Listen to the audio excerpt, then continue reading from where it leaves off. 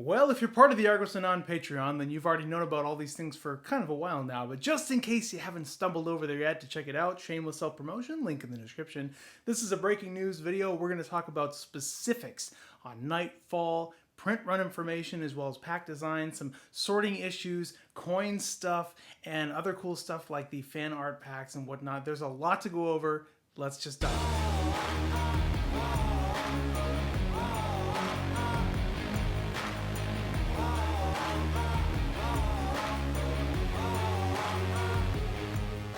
Welcome back, ladies and gentlemen, to Argos Anonymous. I am Argos. I have some breaking news for you, MetaFam, and this has been confirmed by Metazoo Michael Waddell. The official first edition print run for Nightfall booster boxes is 50,000 boxes. So that's going to be double the Crypto Nation print run.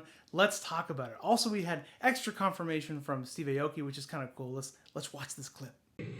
And Nightfall, the second set for Metazoo is dropping soon. It's dropping soon, and it's a 50,000 print run of boxes. So now we know. Here's the trick, though. It's worldwide distribution. So even though the first edition Crypto Nation was only 25,000 boxes, that was essentially all in the US with a couple stores in Canada. Now we have widespread distribution through Canada. We have United Kingdom distribution. We have Australia. We have New Zealand. Who knows? Maybe some other places too. Other interesting news relating to Nightfall. The booster packs in Nightfall are going to be 12 cards. In Crypto Nation, we saw 10 cards. So the extra 2 cards in each booster pack of Nightfall, one of them is going to be a non-hollow gold, a non-hollow rare, and the other one is going to be like a useful ancillary card, like a token card or something like that. Now, regarding the clumping we saw in Crypto Nation, do you remember those insane booster boxes? The feeling we got from first edition Crypto Nation was that, for whatever reason, a majority of the rare, the gold hollows, like Obnoxious 9 and stuff like that, were distributed through the booster boxes, whereas the spell books got like, you know, a lot of the reverse hollows and stuff like that. So that's going to be gone. That's going away. It looks like through some degree of machine sorting, they're going to have a more even distribution of hollows and reverse hollows among all the products in Nightfall. So that's a nice upgrade. Okay, moving on. Let's talk about the reserve list. So for those of you who have played Magic the Gathering, you know all about the reserve list. Back in the day, they made this reserve list, and there's this list of cards they're never going to reprint. And those cards have gained a lot of collectability. In fact, some people would say that in Magic, few cards outside of that have collectability. I mean, some do, but then they get reprinted and reprinted and reprinted in so many different variants that in the end, what do you have, you know? So Metazoo has been talking about ways of introducing a sort of a reserve list for them in a very player-friendly way. They've already said that Red Ink, the secret rare lotto card from Crypto Nation, will never be reprinted.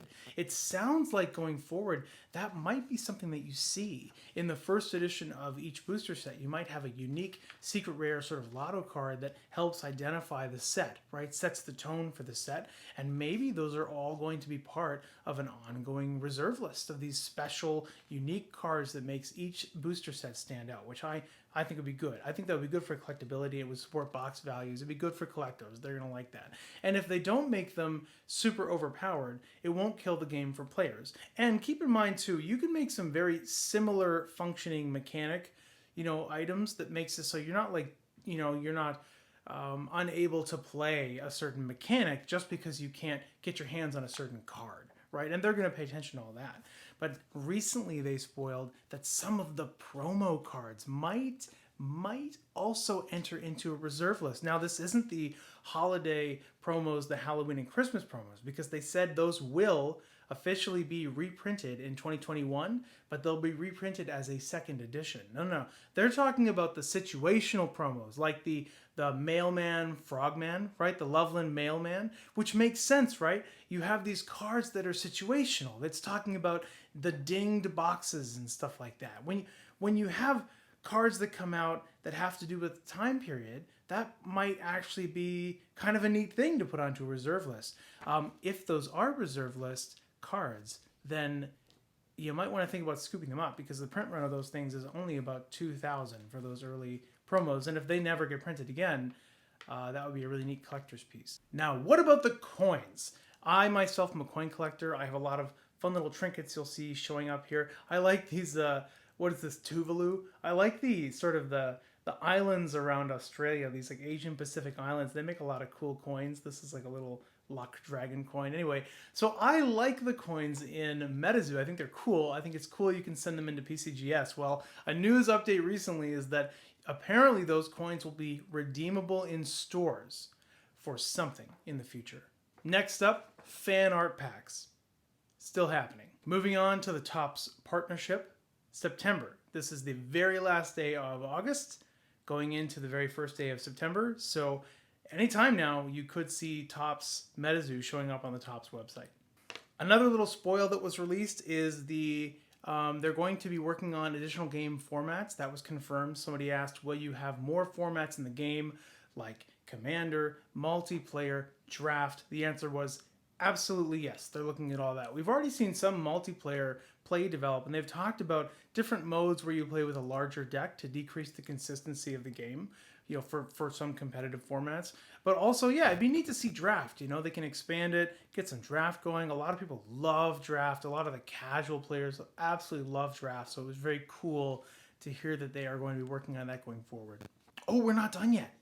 Future sets. There has been some reveal about the plan going forward for future sets. We are headed into Nightfall, which is the second set of the Cryptid Nation block.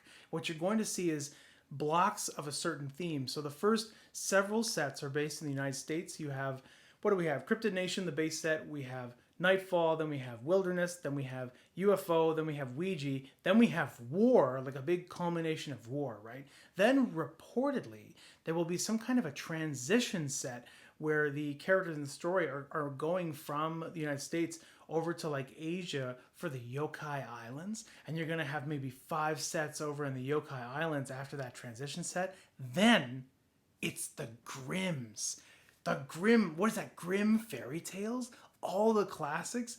This is a home run series. Also of note though, I mean, if you're talking like, this is like 13 sets down the road. So the next 4 years, if this is the path they take, if they go Cryptid Nation with that lineup, and then do transition through the seas, hit Yokai Island, and then do Grimm, it's going to be awesome. It's going to be a good few years.